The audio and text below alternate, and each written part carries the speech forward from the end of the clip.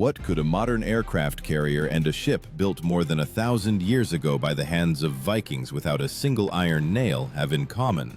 How could peoples from the cold shores of Scandinavia create vessels nearly 90 meters long, which still astonish engineers today? But the main thing is, why did they need such giants? The answer to this question is hidden in the ancient sound of axes and the smell of fresh oak, in those mysteries that have survived centuries and are still not fully unraveled.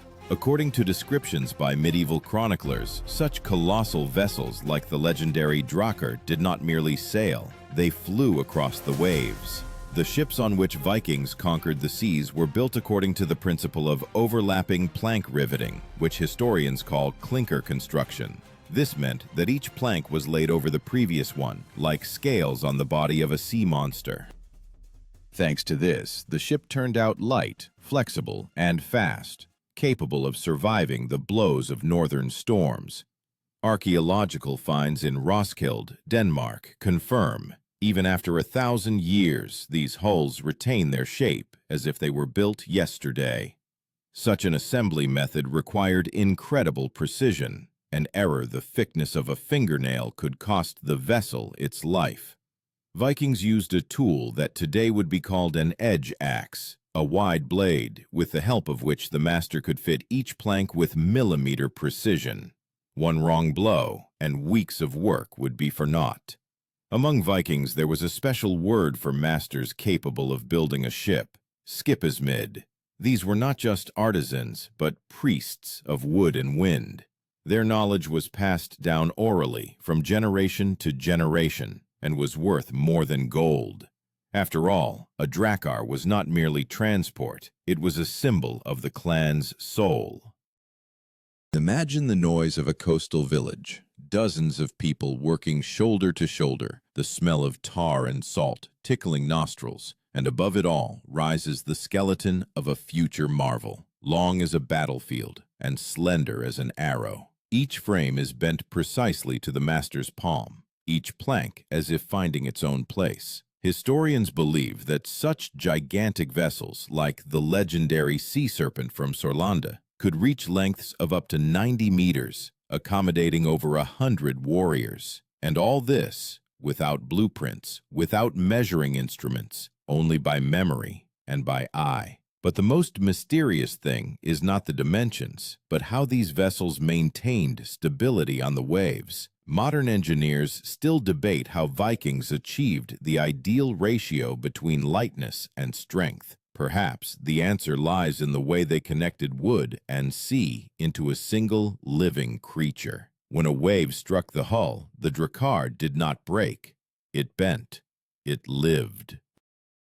As if the ocean itself accepted it into its ranks. And as archaeologists clear the remains of ancient planks from the silt, in these curves one can hear the breath of an era when man and sea spoke the same language. But what compelled them to build such enormous ships? A thirst for glory? Trade? Or something more? The desire to go beyond the edge of the known world, where maps ended and legends began. The answer lies in the construction technology itself, and in who stood at the helm of these sea monsters.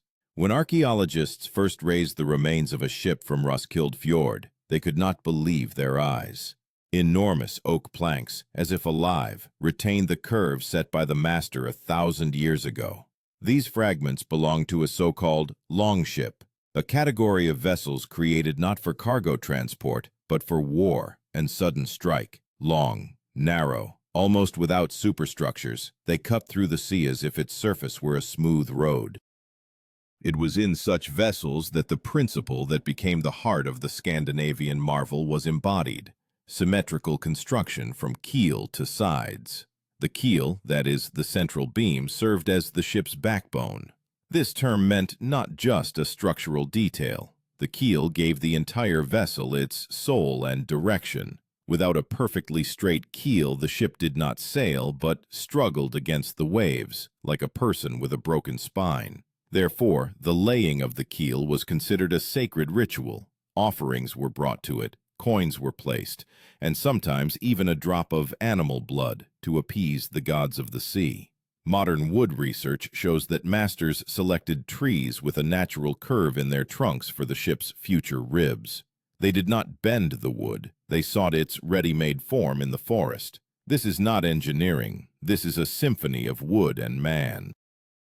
One researcher wrote that an experienced skipasmid could see the ship inside the oak, just as a sculptor sees a statue inside a stone.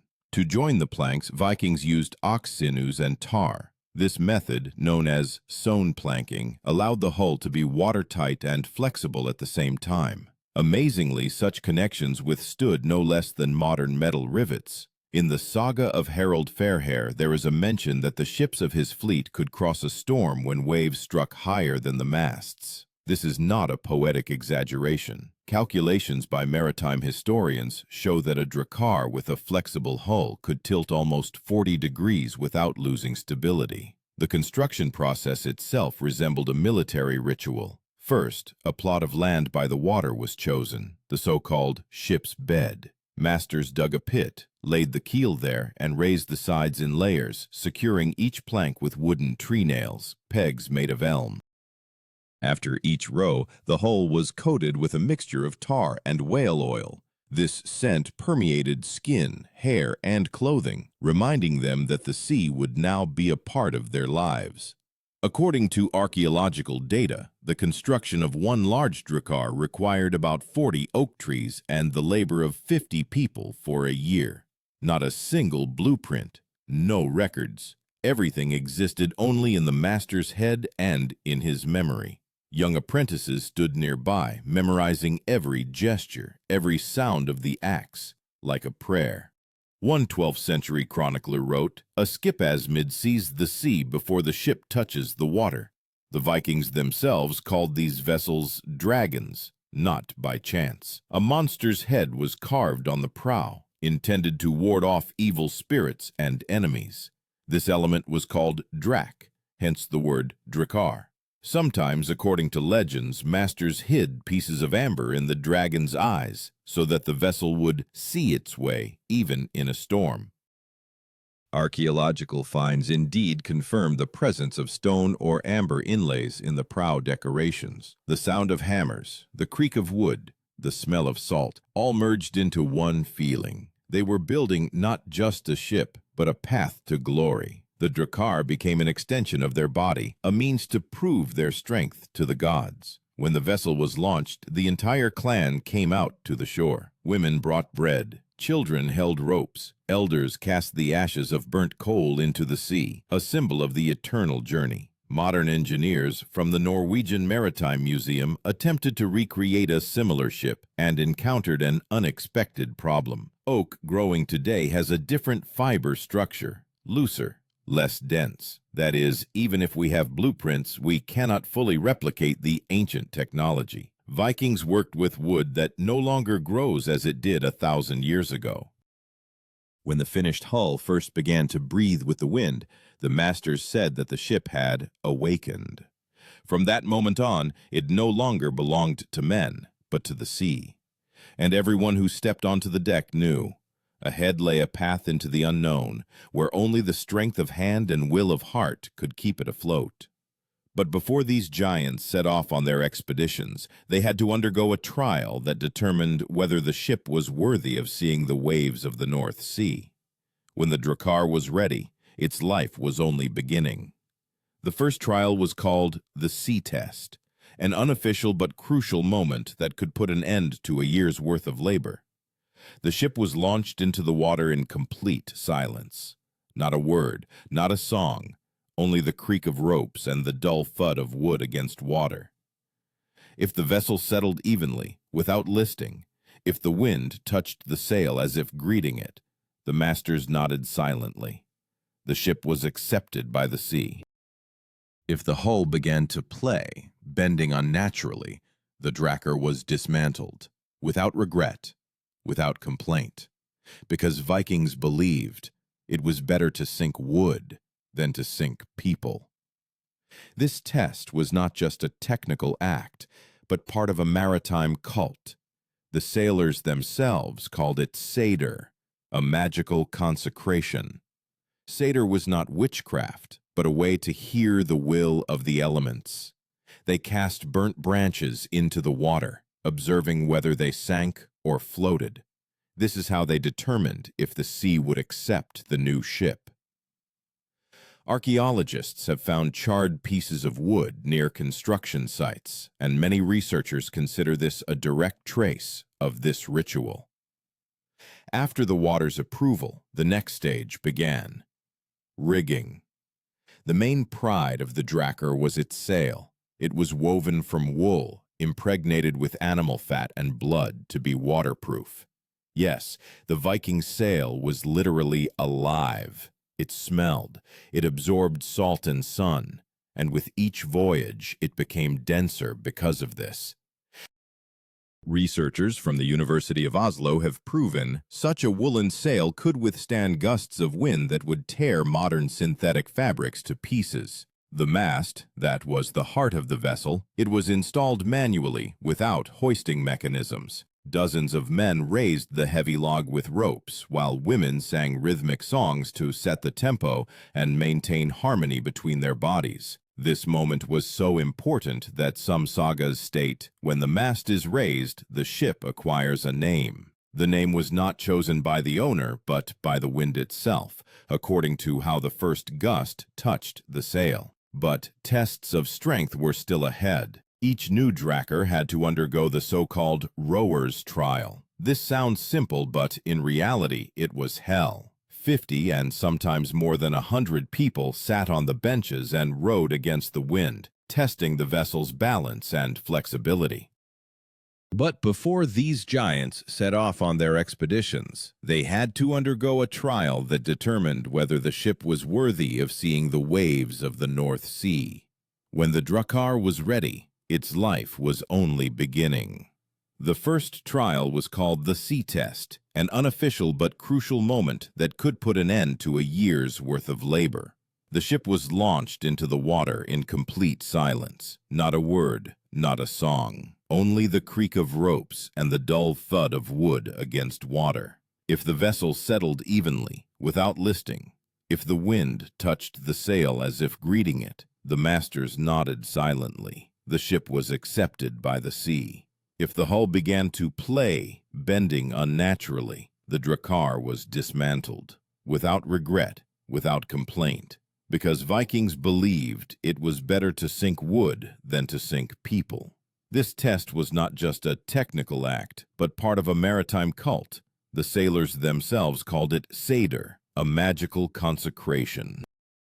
Seder was not witchcraft, but a way to hear the will of the elements. They cast burnt branches into the water, observing whether they sank or floated. This is how they determined if the sea would accept the new ship. Archaeologists have found charred pieces of wood near construction sites, and many researchers consider this a direct trace of this ritual. After the water's approval, the next stage began: rigging. The main pride of the Drakkar was its sail. It was woven from wool, impregnated with animal fat and blood to be waterproof. Yes, the Viking sail was literally alive. It smelled, it absorbed salt and sun, and because of this, with each voyage, it became denser. Researchers from the University of Oslo have proven such a woolen sail could withstand gusts of wind that would tear modern synthetic fabrics to pieces. The mast, that was the heart of the vessel. It was installed manually, without hoisting mechanisms. Dozens of men raised the heavy log with ropes, while women sang rhythmic songs to set the tempo and maintain harmony between their bodies. This moment was so important that some sagas state, when the mast is raised, the ship acquires a name. The name was not chosen by the owner, but by the wind itself, according to how the first gust touched the sail. But tests of strength were still ahead. Each new Drakkar had to undergo the so-called rower's trial. This sounds simple, but in reality, it was hell. 50 and sometimes more than 100 people sat on the benches and rowed against the wind, testing the vessel's balance and flexibility. The rowers felt how the hull breathed beneath them. Planks creaked, water seeped into cracks, the wind ripped oars from their hands. If after an hour of rowing the hull remained dry and did not break rhythm, the vessel was considered ready for the expedition. If not, the Vikings returned to their axes. Among sailors there was an expression, "A ship lives as long as its keel lives." This was not a metaphor but a technical fact. The keel held all the weight and direction. To strengthen it, masters used a special resin mixed with coal dust and animal hair. This black mass, found during excavations in Soylanded, astonished scientists with its strength. 1,000 years later, it still had not disintegrated. During the trials, the ship underwent another mystery, the combat test. Vikings simulated an attack. Several people ran across the deck, clashing shields, to check the hull's stability. The sound of blows, the creak of planks, the smell of sweat and tar. All this transformed the vessel into a living creature, ready for battle. One chronicler wrote, "When the Drakkar accepted the weight of the warriors, it became part of their flesh." Modern maritime engineers are surprised. How did a vessel built without metal frames and rivets withstand such stress? The answer, in the flexibility of the design. Vikings used a principle that today is called a floating keel. That is, the hull was not rigidly fixed, but could move slightly upon impact with a wave. This effect worked like a modern car suspension, dampening vibrations and preventing the vessel from breaking apart. After all checks, the ship was decorated. Shields were fastened along the edges of the board, not for protection, but as a sign of belonging. Each shield told of the clan, of exploits, of blood shed for glory. When the Drakkar stood by the shore, these round discs sparkled like the scales of a giant fish. In the northern sagas it was said, when the sun strikes the shields, the enemy sees death even before hearing the cry of the rowers. And so, when the vessel passed all trials, it was accepted by the Jarl, the chieftain whose name was now linked with the ship's fate. He performed the final rite, struck the side with his palm and pronounced, "Go and do not return empty." These words did not mean a curse. It was a Viking blessing, for every ship had to bring either wealth or glory or death. There was no third option. At this moment a hum rose over the shore. Drums, the roar of horns, the clang of weapons. The expedition began. Drakkars departed towards the horizon like a flock of giant birds, and only the salty wind knew which of them would return. When a fleet of Drakkars emerged from the fjord, the sea transformed into a mirror of steel. The wind struck the sails, and the heavy ships, created without a single blueprint, began to move with such speed that chroniclers compared them to a lynx running across the water. Historians believed that the best Drakkars could reach up to 15 knots, faster than many European vessels of the Middle Ages. For Vikings, this meant power over the sea, where every extra stroke of the oar determined destiny. The main strength of the Drakkar was not only its speed, but also its maneuverability. Unlike cumbersome medieval galleys, Viking ships had a shallow draft, only about a meter. This allowed them to enter directly into river mouths, where the enemy did not expect an attack. Modern archaeologists call such a design a universal platform. At that time, Vikings simply said, "Our ship goes where fish swim and where people live."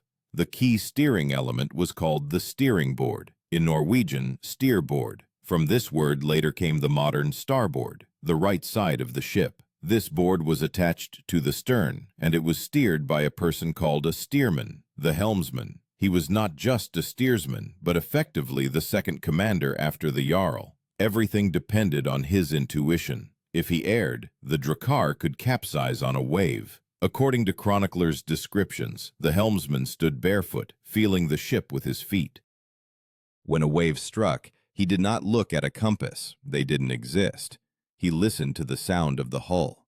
Vikings said, "A good helmsman hears when the ship is afraid."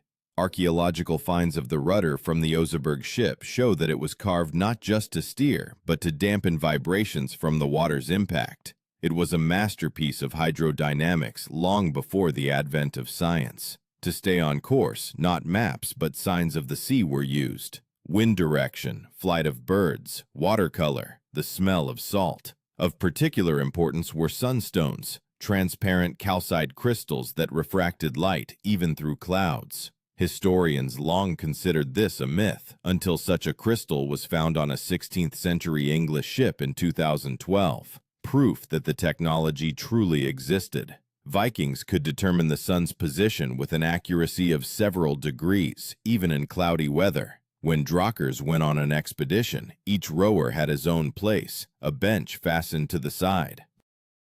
Oars passed through openings covered with leather sleeves to prevent water from entering. These openings were called oar, from the word meaning breath.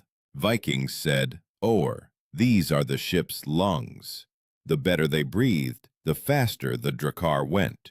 Oars were made of ash, a flexible yet strong wood capable of withstanding tens of thousands of strokes against the water. During voyages, iron discipline prevailed on board. The crew was divided into sides, left and right, like two arms of one body. When a horn signal was given, the rowers had to strike in unison. Breaking the rhythm was severely punished, not by a whip, but by shame. A Viking who broke the rhythm lost respect, and thus the right to a share of the plunder. Provisions on board were simple: dried meat, fish, oatcakes, and beer diluted with seawater. Everything was designed for survival on a long voyage. Every drop of fresh water was accounted for.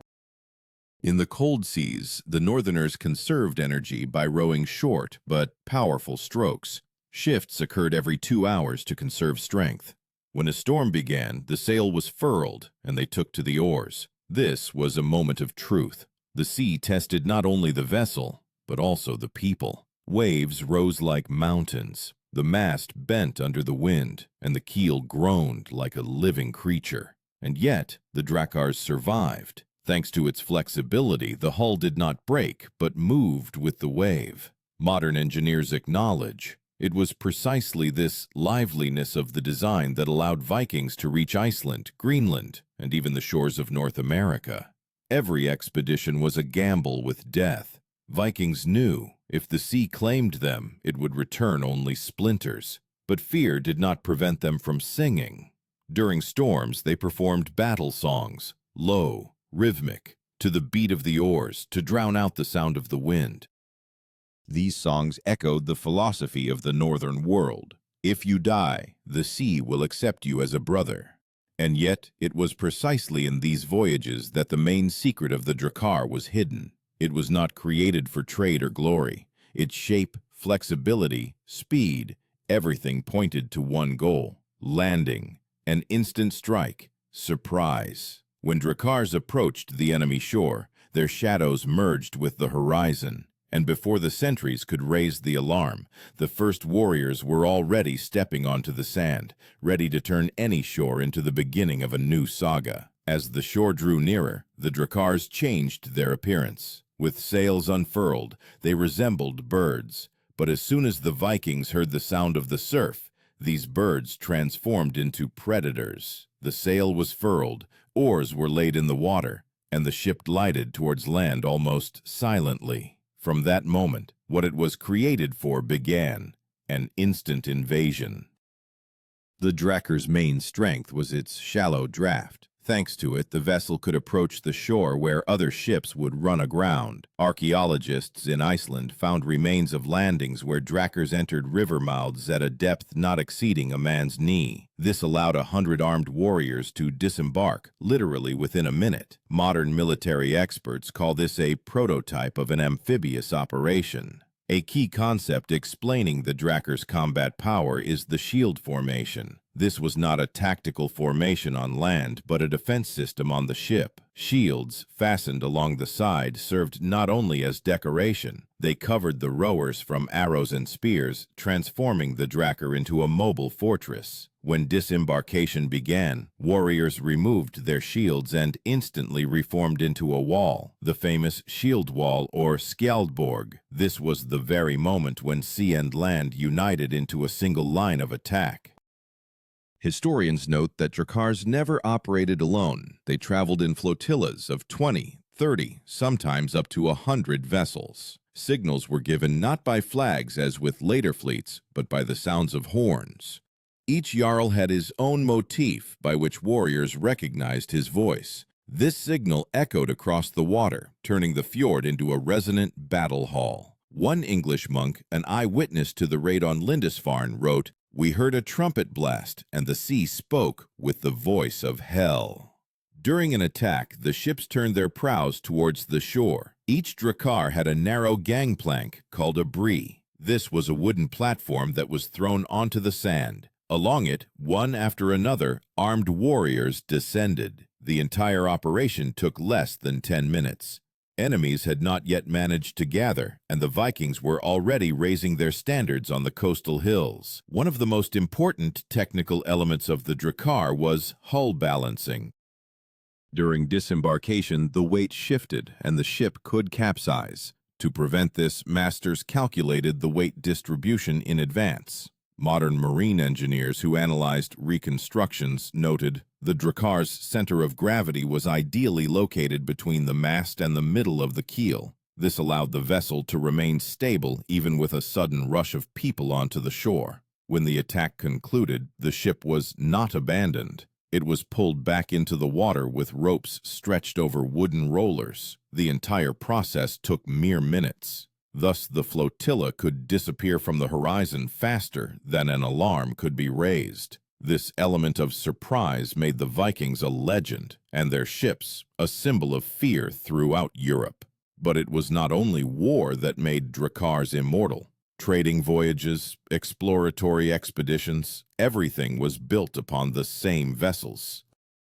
Archaeologists have found evidence of voyages to Byzantium and Baghdad, and some sources mention Scandinavian merchants who even reached the shores of the Caspian Sea.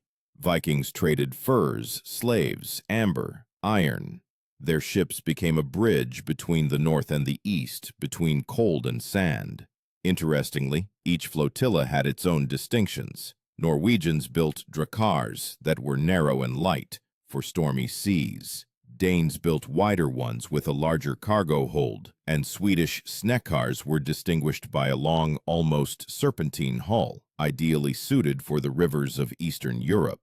All of these were variations of a single principle: speed and mobility. It was this principle that allowed Drakkars to reach Iceland, Greenland, and then the mysterious land of Vinland on the coast of North America.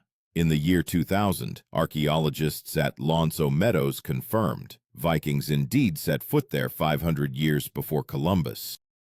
And they did so on those very same ships, created by hand, without blueprints or tools. But the most stunning discovery for modern historians was something else. At the bottom of Norway's fjords, traces of ships are found whose length exceeded everything we knew about Viking shipbuilding. Some sources claim up to 90 meters. Perhaps these were the flagship vessels of kings, built to display power. Perhaps sacred ships, intended not for sailing, but for burial rituals. And yet the question remains open. How could Vikings, without blueprints or metal tools, create something comparable in size to a modern frigate? The answer, it seems, lies deeper in the fact that for them, a ship was not a machine, but a living creature. They did not build it, they gave birth to it, and when a Drakkar set sail, its fate was as unpredictable as the very nature of the northern sea. When a Drakkar completed its journey, it did not die, it transitioned into another world.